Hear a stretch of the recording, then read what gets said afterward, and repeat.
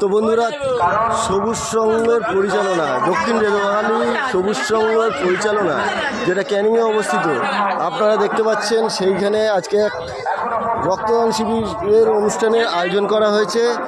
উক্ত রক্তদান শিবিরে প্রচুর আয়োজন রয়েছে, সেই আয়োজনে আপনাদেরকে স্বাগত জানায়।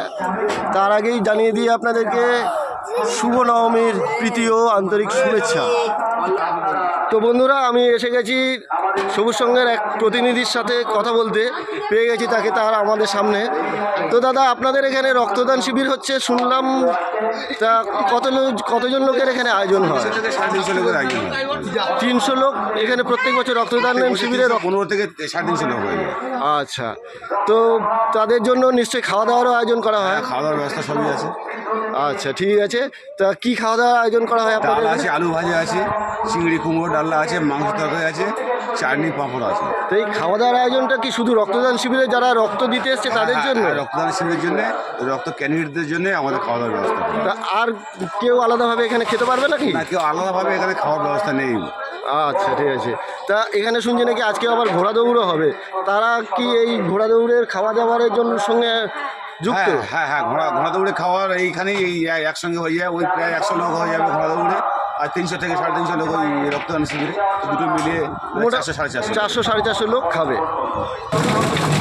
তো বন্ধুরা, দেখতে পাচ্ছেন এখানে মুরগি কাটা হচ্ছে। আপনারা এই মেশিনটা সম্বন্ধে সবাই জানেন নিশ্চয়ই, এটা ড্রেসিং করা মুরগি হচ্ছে, দেখে নিন আপনারা। এখানে মুরগি কাটা হচ্ছে, সেই মুরগি খাওয়ানো হবে রক্তদাতা শিবিরে প্রত্যেকটা ক্যান্ডিডেটের কাছে, আপনারা দেখে নিন।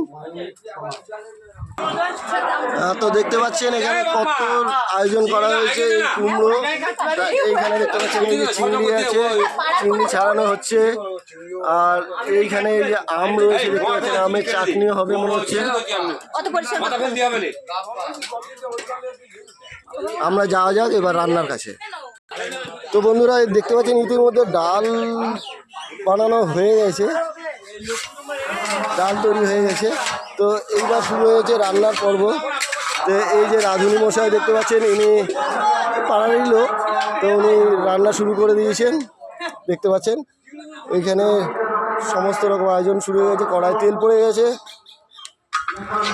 রান্না শুরু হয়ে গেছে। এদিকে আলু ভাজা হচ্ছে, সমস্ত রকম আয়োজন শুরু হয়ে গেছে। আপনারা দেখুন, আমাদের সঙ্গে থাকুন।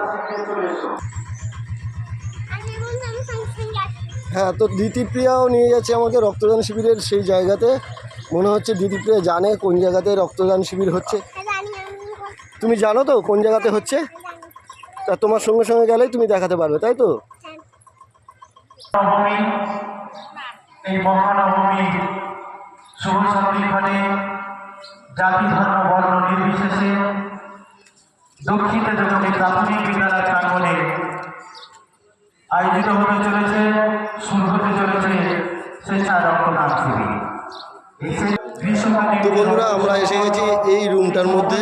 এই রুমটার মধ্যে এটা একটা স্কুল রুম। এই স্কুল রুমটার মধ্যেই রক্তদান শিবির হবে। এখনও রক্তদান শিবিরের যারা রক্ত নেবে সেই ব্লাড ব্যাংক এখন এসে পৌঁছায়নি, সেই জন্য আপনারা কিছুই দেখতে পাচ্ছেন না।